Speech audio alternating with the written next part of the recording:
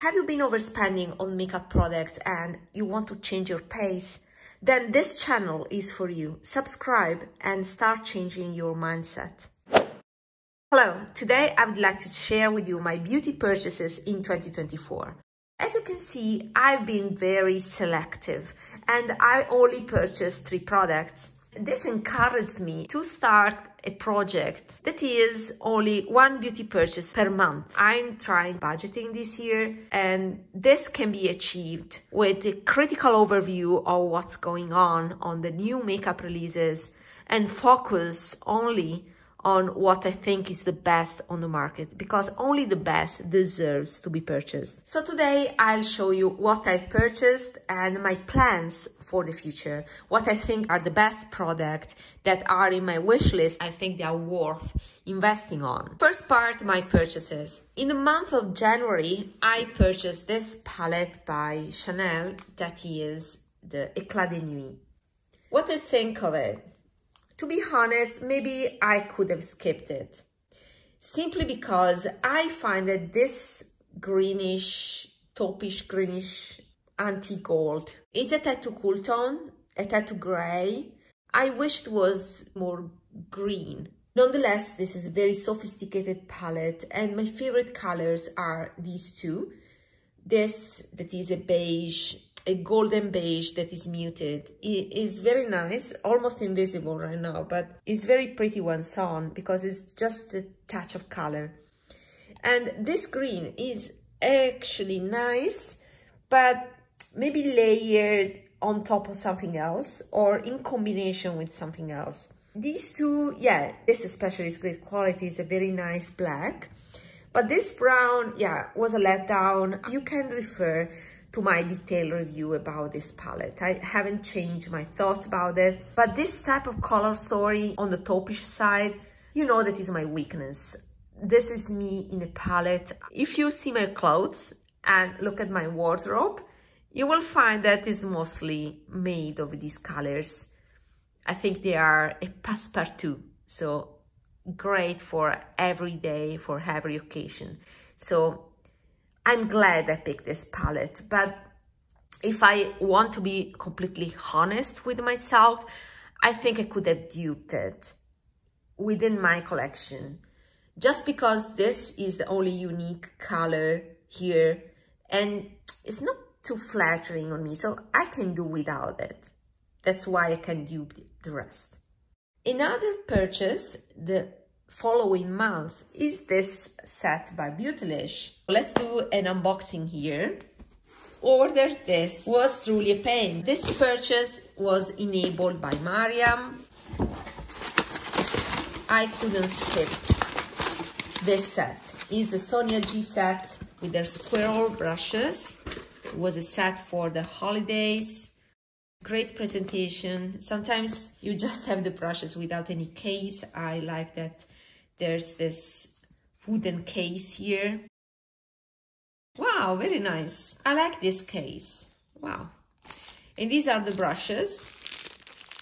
It was a pain to get a set. The reason is that I live in Italy, and here when we import something like this, we have not only to pay taxes, but on top of that, they asked me to fill in forms. And in these forms, I had to ensure that the wood was of a certain type, because apparently you cannot import in EU or in Italy some type of wood.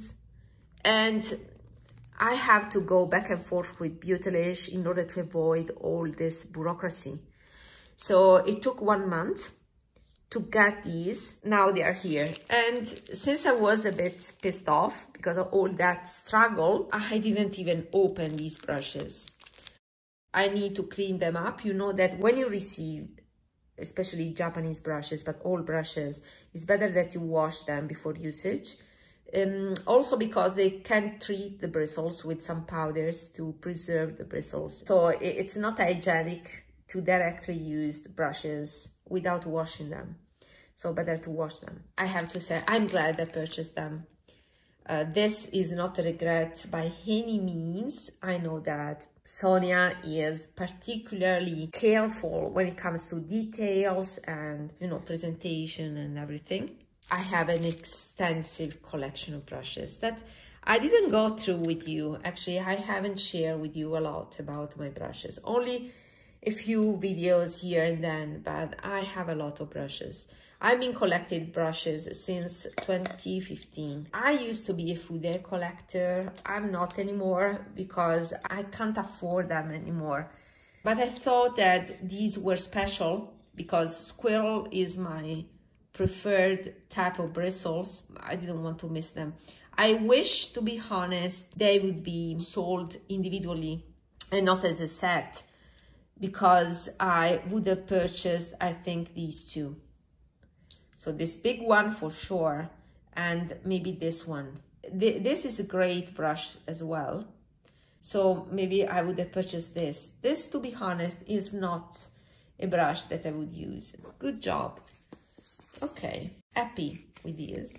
And then the purchase that I made in March, beginning of March, is this one, is a Chanel Rivage. And you know this palette, I talked extensively already. I have another extensive review here. I tried to replicate it. I wasn't pleased with my dupe for this color, and therefore I decided to pick the palette.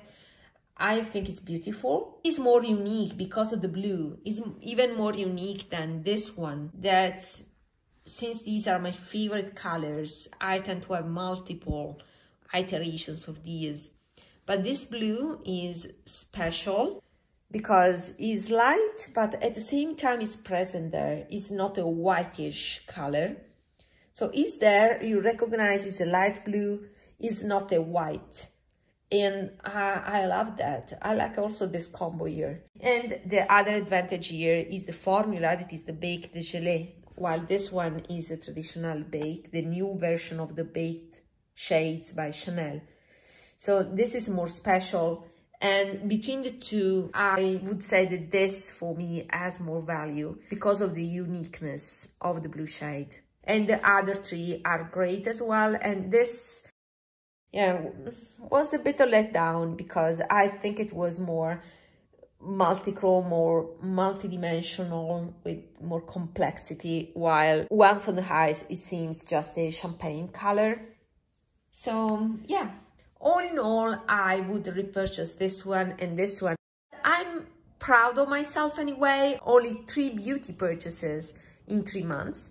And to be totally honest, I placed a skincare order, although it was not truly a necessity. You will know soon what I'm talking about. So, what are my plans for the future? I have 2 items in my list that I think are worth the splurge. One thing is a palette that I wanted since January, Ensley Rain Cosmetics. I wanted to buy the full Cold Moon collection, but I decided not to spend so much money. What I will do instead is wait for the palette to be restocked on Monolith. It's a German reseller for certain indie brands, but I'm still waiting for unbiased reviews because I think that many of the reviews were paid and were not totally honest. And since I know my preferences, I lean towards luxury brands. I'm afraid that those indie brands do not reflect my aesthetics, especially when it comes to shimmers. I prefer these kind of textures that are baked gelée, or the cream to powder formulas, or even these baked formulas. These are my favorite textures. So I do not truly appreciate those more texturized, coarser textures that I find elsewhere. So they have for sure more impact, but they cost like luxury for us in Europe. And at the same time, the result is not refined as I would like to be. And for these reasons, I came to the conclusion it's better that I spend my money only on one palette instead of the full collection. And the second palette is the Givenchy 9.12 that I think is one of the best neutral palettes ever released because of the textures, satin matte textures that I love and recently Chanel has proposed. Not truly in this palette, it's more in the Byzance collection. I was fond of that collection because of that vinyl quality. And from the reviews that I've seen, I think it's the same for that Givenchy palette. And that's the reason why that palette is coming to my home. But I'm waiting for an offer, and then I will buy, as I said in my video about new releases, I will buy the Meteorites, the Guerlain Meteorites. I think that's it. So these are my planned beauty purchases. Let me know if you are on the budget, if you managed to stay strong in these first months of 2024, and what are your plans for the coming months. See you in my next video. Bye!